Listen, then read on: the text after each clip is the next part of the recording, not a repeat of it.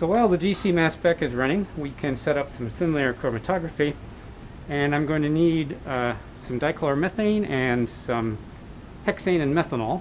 I'm going to put the ethanol back. This flame cabinet has all the solvents, and they're organized by increasing polarity. So I'm going to grab some hexanes and methylene chloride and methanol,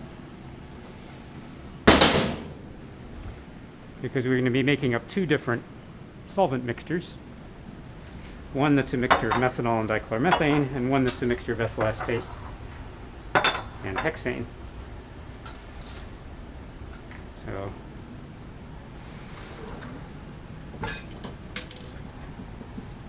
get some additional pipettes. So I can have one for each of the solvents.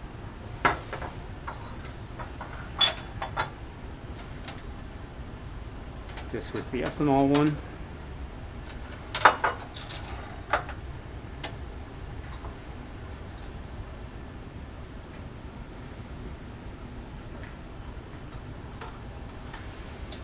That'll be for methanol. TLC chambers are in drawer A. I'm going to need 3 of those, one for each of my solvents. And so I can keep track of what I'm putting in each one.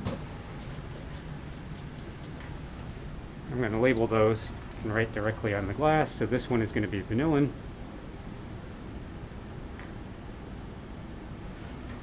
This one is going to be the transenamic acid, TCA. And this one is going to be the tryptamine, TRYD.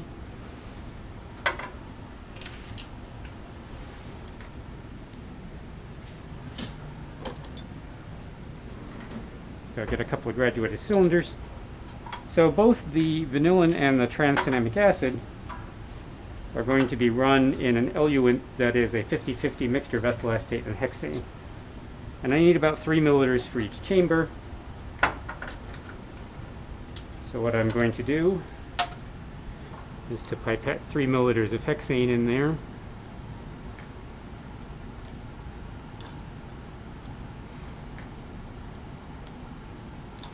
About 1 milliliter per squirt, roughly.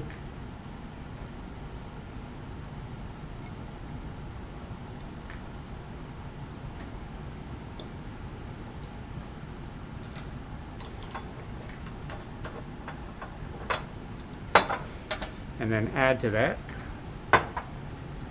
3 milliliters of ethyl acetate. Make it up to 6.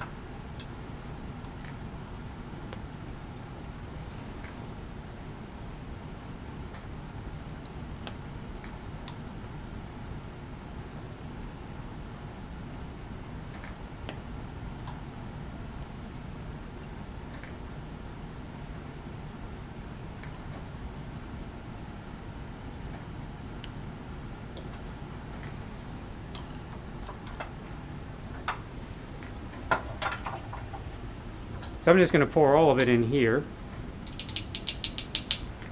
Set that aside to dry. Give it a good swirl to make sure that it's actually mixed.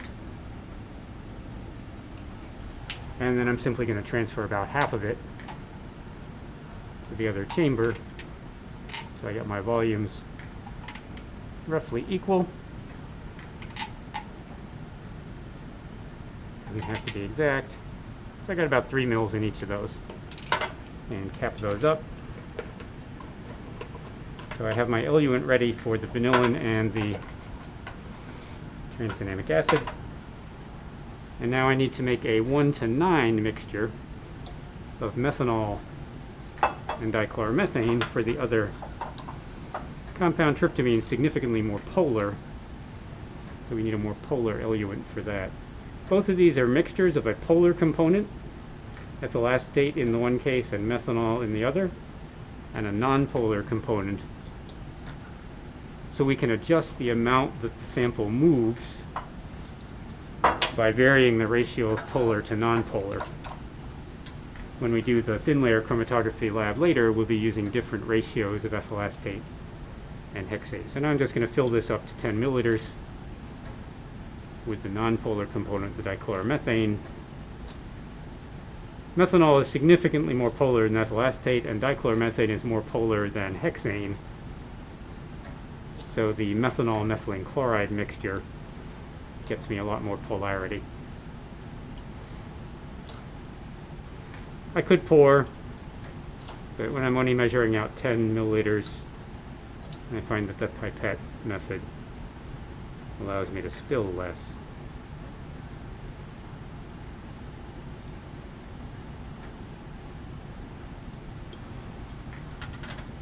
And if all goes well, I won't actually need those anymore, but I'll just set them aside in case I do. This probably isn't mixed very well, so I'm going to pour that into a clean, if I can find one, 50 milliliter beaker.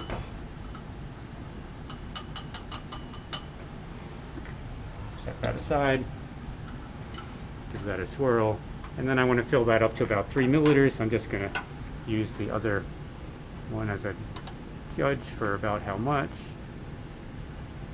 Okay. And then cap that up for now. And then the rest of this, I'm going to put a watch glass over the top so that it doesn't evaporate.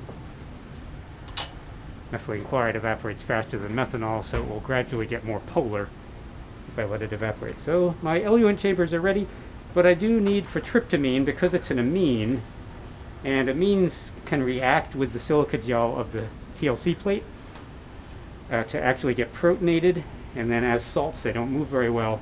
So I need to add 5 drops of triethylamine to this to prevent the tryptamine from getting protonated.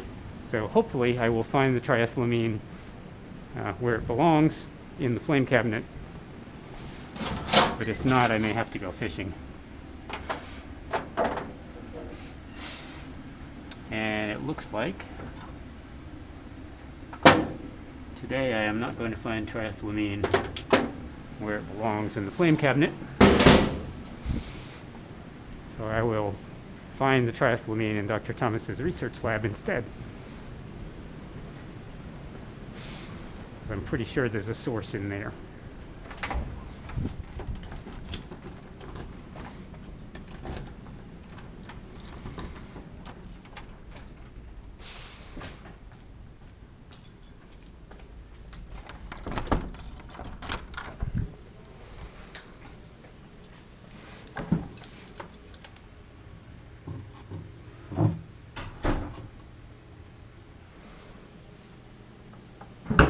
There's some triethylamine.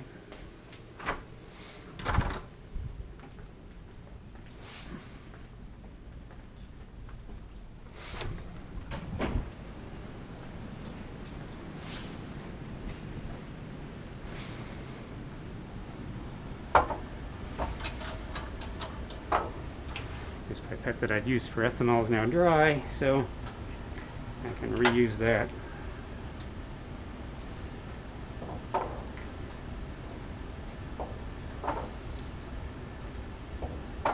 And I just want about 5 drops.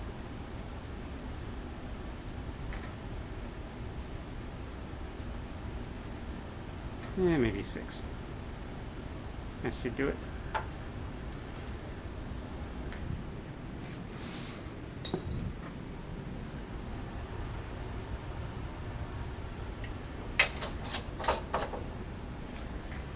Put that away later.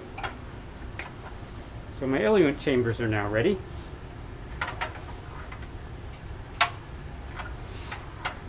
And now it's time to actually prepare the TLC plates. I have some standard samples of these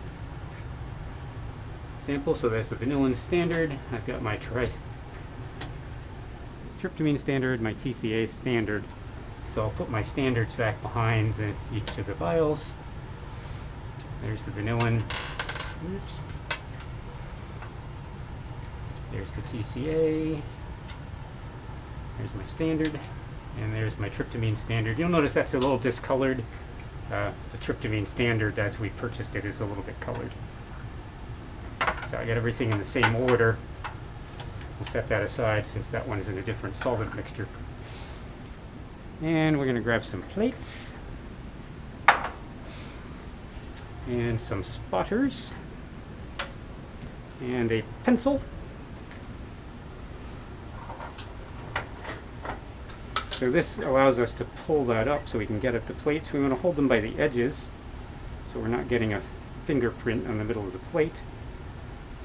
And then we're going to set them down. That shiny side there, that's the plastic backing. Turn that over. Plastic backing. So these thin layer plates are silica gel plates, which is the most common and least expensive eluent. Silica gel is basically just highly refined sand. It's silicon dioxide. Obviously, silicon dioxide would not stick to a plastic plate. So what we've got is we've got a binder. The binder is gypsum, which is calcium sulfate, plaster of Paris. And then we've also got a fluorescent indicator in there. So when we shine a UV light on this, that fluorescent indicator is going to absorb the UV light and shine back. So when we shine a UV light on that, we'll get a bright white, maybe faintly purple background. Where the compound is on the plate, if the compound absorbs UV light, it will absorb the UV light instead of the indicator, and we'll see a dark spot. It usually shows up as kind of purple, but basically it's quenching the fluorescence by absorbing the UV light so that the indicator can't fluoresce, and that's how we can see it. We will also be using an iodine chamber. Iodine reacts with a large number of different organic molecules, and when it adds, usually it turns into a brown spot, so we'll be able to see a brown spot on the background.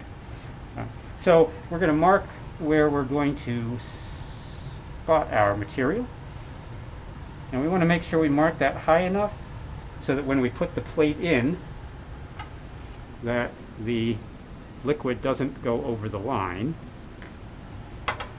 because if the liquid goes over the line, then it will simply dissolve the material and you'll get a big stripe. Oops, that's a little too low. And then I'm going to mark 3 X's because I'm going to do what's called a co-spot here. I'm going to put the standard on one side and the isolate on the other side, and then I'm going to spot both of them on top of each other in the middle. And that way, if the plate develops a little bit crooked and they're not quite the same RF, we'll know that it's the same compound because we won't see an hourglass, we'll just see one spot. And then I'm going to label it so that I have the isolate on the left and my co-spot in the middle and my standard over here on the right. So in all cases, isolate, co-spot, standard, isolate, co-spot, standard, and then I'm going to label them on top, vanillin. So I know that's the vanillin one, and this is TCA, and this is tryptamine. Have to be a little careful not to press too hard or you'll flake the silica off.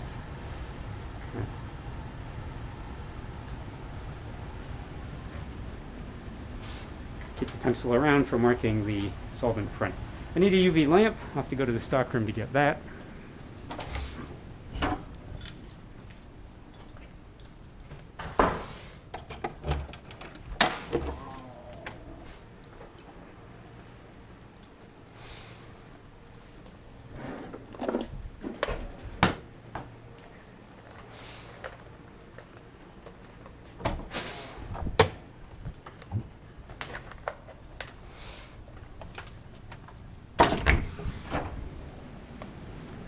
We can run this through here, get it out of the way.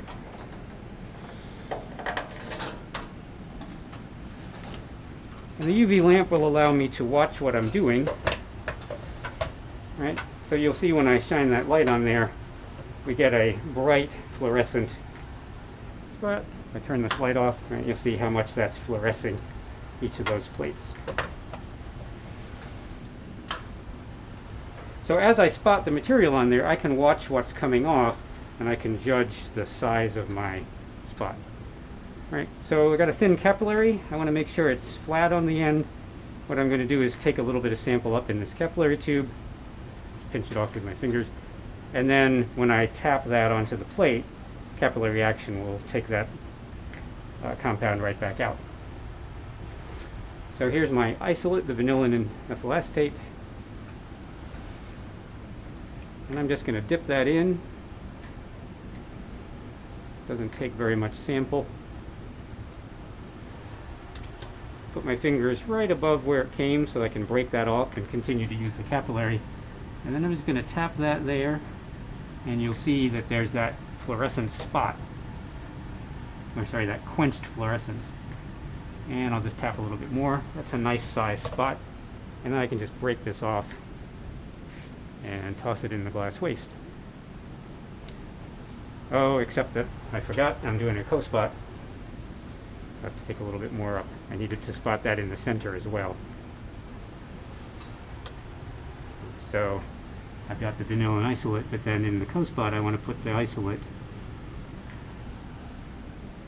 and the standard. And now I've got my vanilla and standard.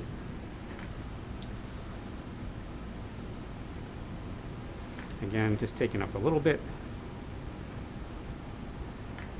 Kind of watching where the solvent went up to, so I can make sure I break it off at the right spot. And then I'm just going to spot that on there and put a little bit on top of the co-spot. Right.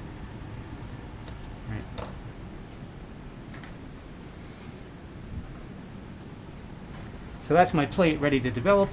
Right, we got these three nice dark spots, but fairly small diameter, which means that when they develop, they're not going to spread out very much. So the vanillin's ready. Now we can do the same for the tranexamic acid.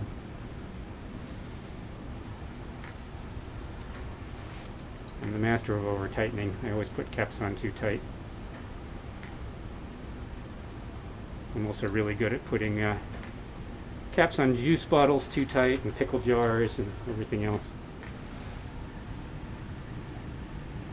So there's a nice little spot there, just a couple of quick taps, let it evaporate in between.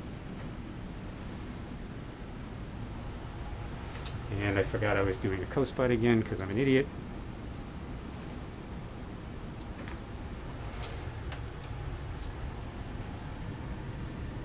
I'm going to put that in the middle as well.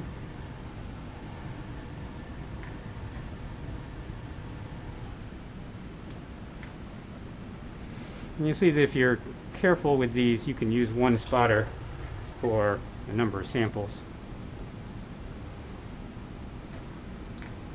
just by not taking too much up.